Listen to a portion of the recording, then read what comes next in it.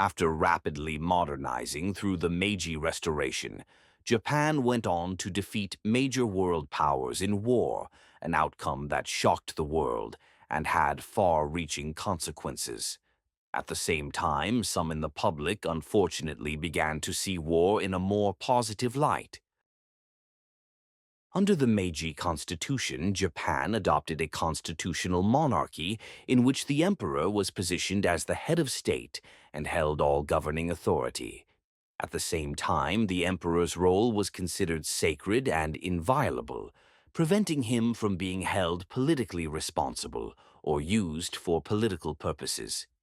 In line with the constitution, Emperor Meiji respected the Diet, attended all cabinet meetings without exception, and yet never voiced his opinions.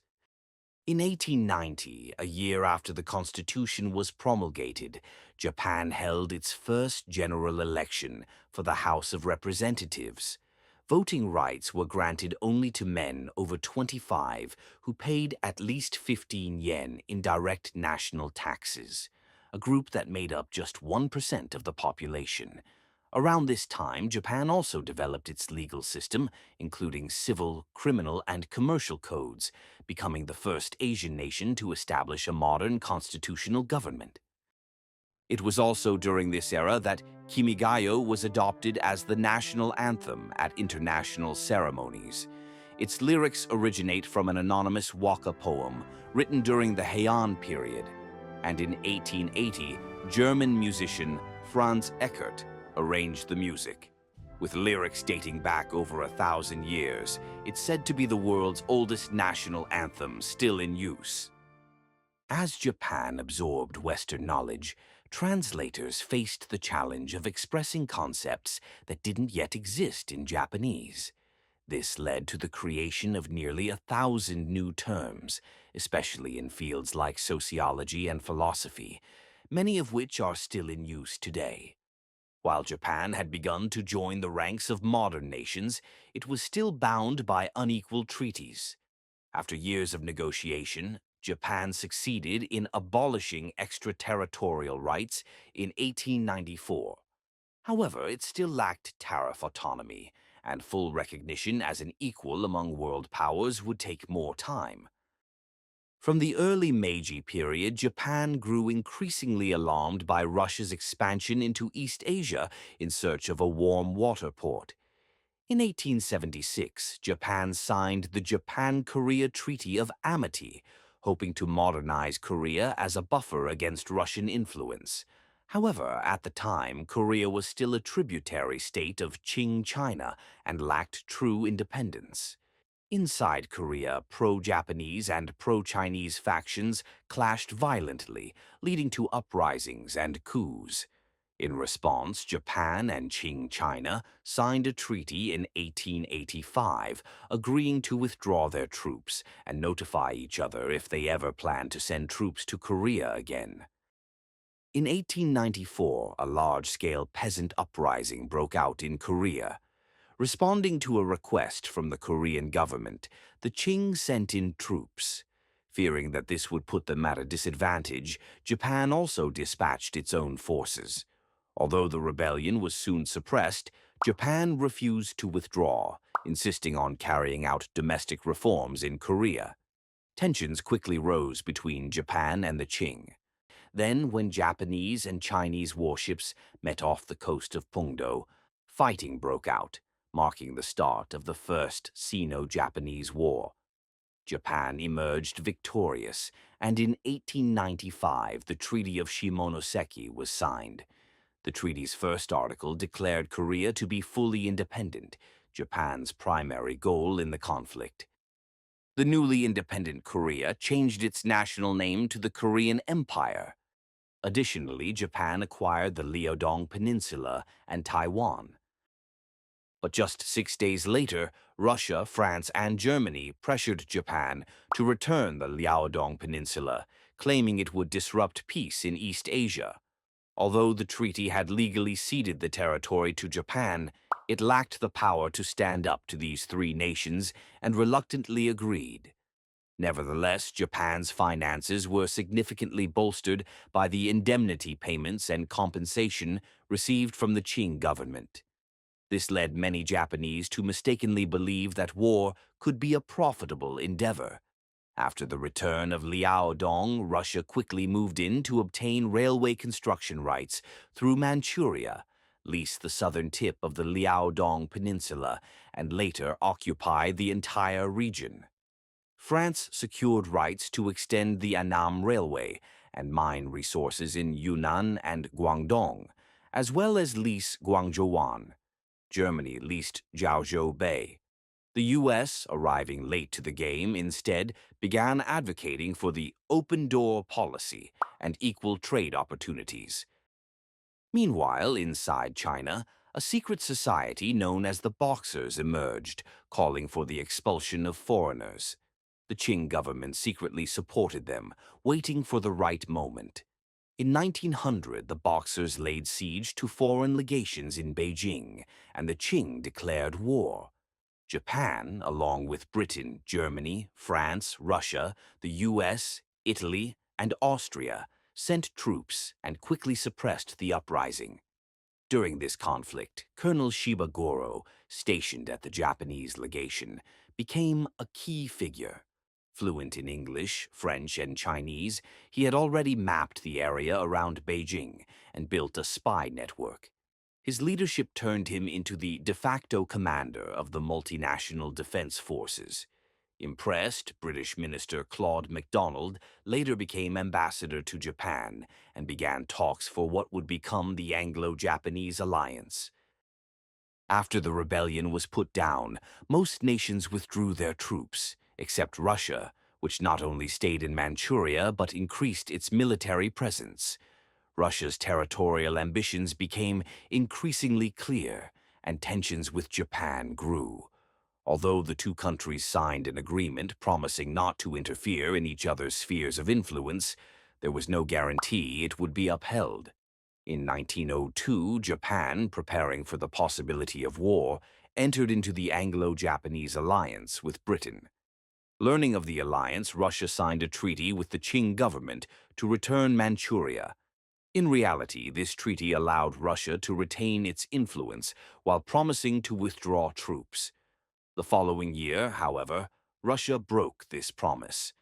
Anti-Russian sentiment grew in Japan, with newspapers fueling the belief that war was inevitable.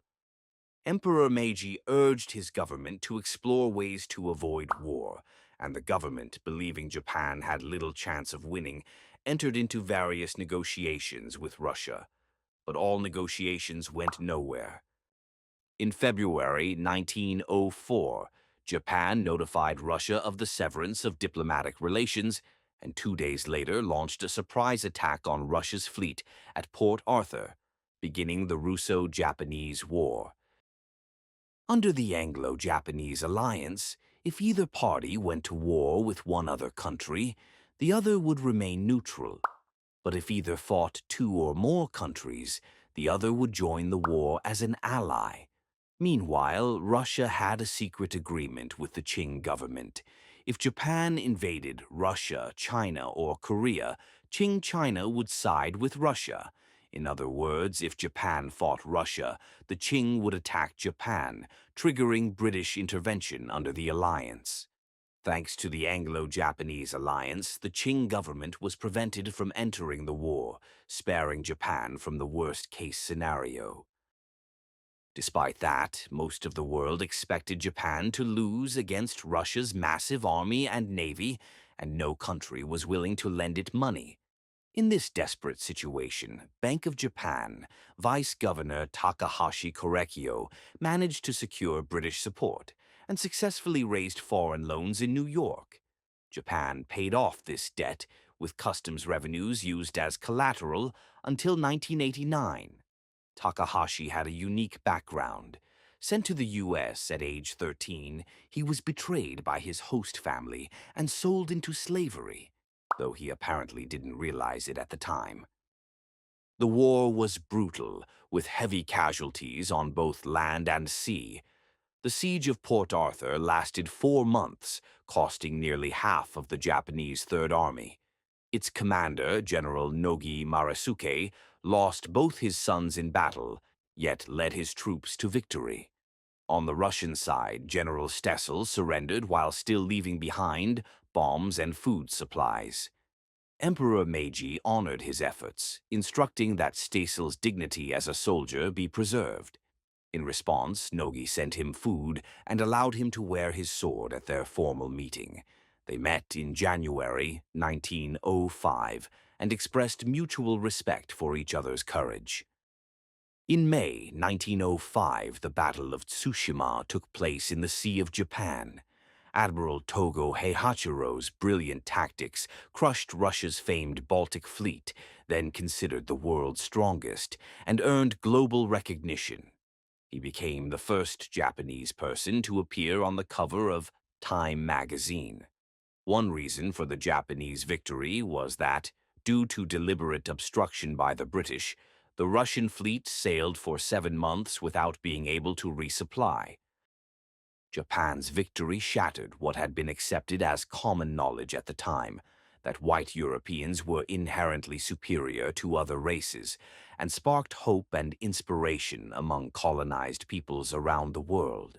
Indian Prime Minister Nehru later recalled, "The Japanese victories had stirred up my enthusiasm. Nationalistic ideas filled my mind. I mused of Indian freedom and Asiatic freedom from the thraldom of Europe." Burma's first Prime Minister, Bhamo, also wrote in his memoirs that he still remembered how deeply moved he was when he heard of Japan's victory. U.S. President Theodore Roosevelt reportedly wrote "Banzai" in a letter to his friend and Harvard classmate Kentaro Kaneko. Afterward, Japan, exhausted by debt and war bonds, and Russia, which was facing revolutionary unrest at home and saw continued fighting as unsustainable, entered peace negotiations with U.S. President Theodore Roosevelt acting as mediator. The Portsmouth Peace Conference, held in the U.S., granted Japan dominance in Korea, lease rights to Port Arthur, Dalian, and Taiwan, the southern half of Sakhalin Island, and fishing rights around the Russian Far East and Kamchatka. However, no war indemnity was granted. Prioritizing the end of the war, Japan accepted the compromise terms, and the war officially concluded in September 1905. But the public, unaware of Japan's dire condition, erupted in anger over the lack of reparations. Newspapers blamed the government, and protests broke out nationwide. After the war, with the backing of the world powers, Japan signed a protectorate treaty with the Korea, gaining control over its diplomacy. Former Prime Minister Ito Hirobumi resigned to become the first resident general of Korea. The plan at the time was to end the protectorate once Korea had developed the capacity to govern itself, and the treaty even included a clause to that effect, added at Korea's request. Japan supported Korea's struggling finances, taking on much of its public spending. However, calls to annex Korea began to rise. Ito opposed annexation, but his assassination by a Korean nationalist in 1909 changed the tide. The following year, Japan formally annexed Korea. After annexation, Japan conducted land surveys and developed infrastructure, including railroads, dams, waterworks, hospitals, and postal services. Education included both Japanese and Hangul. Still, there were many Koreans who opposed annexation and continued to push for independence. In 1911, the Xinhai Revolution, led by the Han Chinese, broke out on the continent, bringing an end to the Qing dynasty. The Republic of China was then founded with Nanjing as its capital by Sun Yat-sen, who had once taken refuge in Japan, forging strong ties with the country in the process. That same year, Japan succeeded in eliminating the last remaining unequal clause in its treaty with the United States, gaining full tariff autonomy. Britain, France, and the Netherlands quickly followed suit. After more than 50 years of effort to avoid colonization and achieve equality with the world's powers, Japan was finally recognized as a major nation. The following year, Emperor Meiji passed away. Having ascended the throne at age 14, he reigned for 45 years, quietly watching over Japan during one of its most transformative eras. Despite Japan's growing strength and victory over a great power, he never boasted. He remained modest, avoided extravagance, and traveled the country to see how his people lived. He is said to have been the first emperor to set eyes on both Mount Fuji and the Pacific Ocean.